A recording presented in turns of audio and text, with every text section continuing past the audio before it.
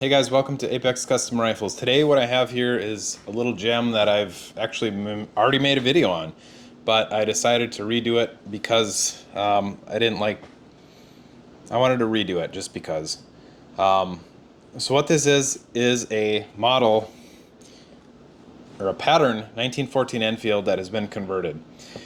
I had a customer send this to me. I built one of these for him in the past. The one I did, I completely did. This one is one that somebody else built, and somebody that, if you've watched my channel on YouTube, you've probably watched this person's YouTube channel, and they can come off a little off-putting to some people for this particular guy.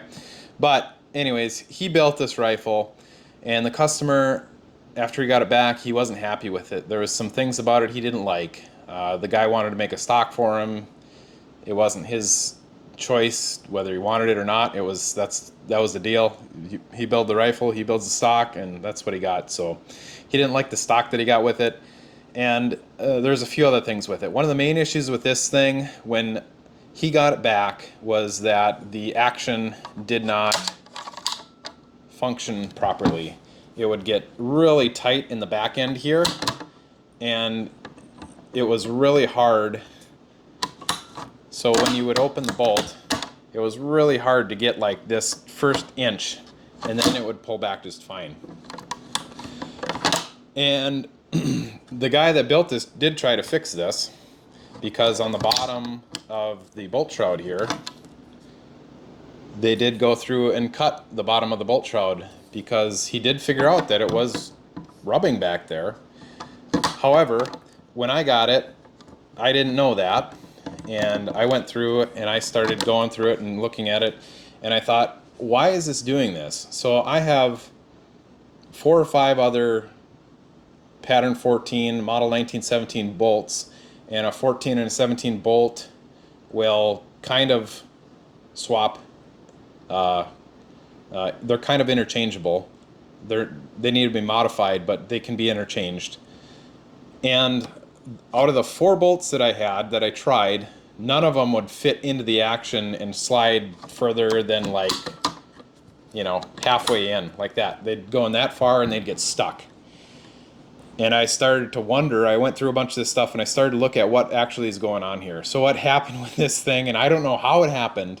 I've done a ton of these things, and this is the first one I've actually seen that this happened with.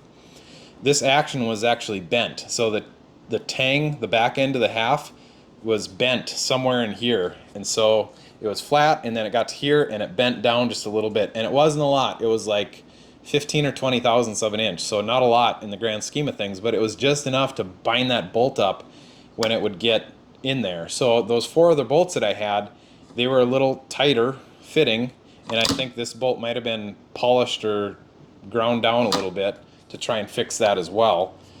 But none of those 4 bolts I had, which were all standard bolts, they hadn't been modified as far as the diameter of the bolt, and I didn't measure this. I could do that and verify it, but they wouldn't go in there. So what I had to do was, it was quite a bit of work too. I had to go in there with a manual press and straighten this thing out. And it is not an easy thing to accurately straighten them out. It took quite a while to do it.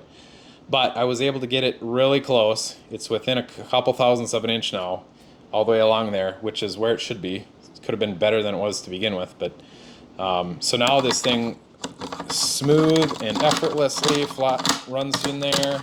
No big deal. There's a stop on the follower there, but functions as it's supposed to. So that was the main problem that was going on here. Second issue, it wasn't very accurate, and I told him, I said, I don't know, I didn't touch the barrel with it, I didn't do anything with it. I told him I'd go through and do what I can do it to try and make it shoot better. He sent me a few different factory rounds, a few different hand loads, and I tried those, and we went through, and it shot about an inch. It's a 303 British, so okay, not fantastic, but it should. These things should shoot better than that. They have the ability to shoot better than that with a premium barrel. And he told me what barrel this was, but I can't remember. It's supposed to be a higher end barrel. But so what I ended up doing was, he had this stock that was going to go on another project. So he said, just throw this action in this stock. So this is a Boyd's Prairie or whatever they are, just a plain walnut stock. And they're pretty decent. The ergonomics not too bad. They don't look too bad. You got to do a little bit of fitting to get these Enfields fit in there because they're not perfect, and some parts of it stick out here, but that's fine. That's not a big deal. And then on the back side here, we modify that a little bit, but it fit in there pretty good. These things always have to go down further than what they inlet them for at Boyd's, so I had to cut it down into the stock, and then we rebedded the whole thing. The old stock, I believe, was just bedded up front and the back tang here, but when I go through, I bed the entire thing. So front to back, they get bedded, and from the barrel forward, nothing is bedded. So that's what I did with this guy. Like I said, took it out, shot about an inch. It's okay. He could probably do some hand load stuff with it and get it shooting a little better. The other thing you wanted to brake, so I had an MBM brake on there. This is a little beast or something. Baby beast, 4-port. We put that guy on there, so it doesn't kick that much to begin with it, but that'll bring it down to next to nothing for the kick. So anyways, moral of the story here is the guy that did this originally, customer was not happy at all with it, and I built one of these in the past for him, and he was extremely happy with that thing, and it actually turned out to be a really nice rifle. I did everything to that one, and it turned out really nice. The one other thing I did do is we did do a cock on open with this, so there's a cock on open conversion in there that takes some doing to do that.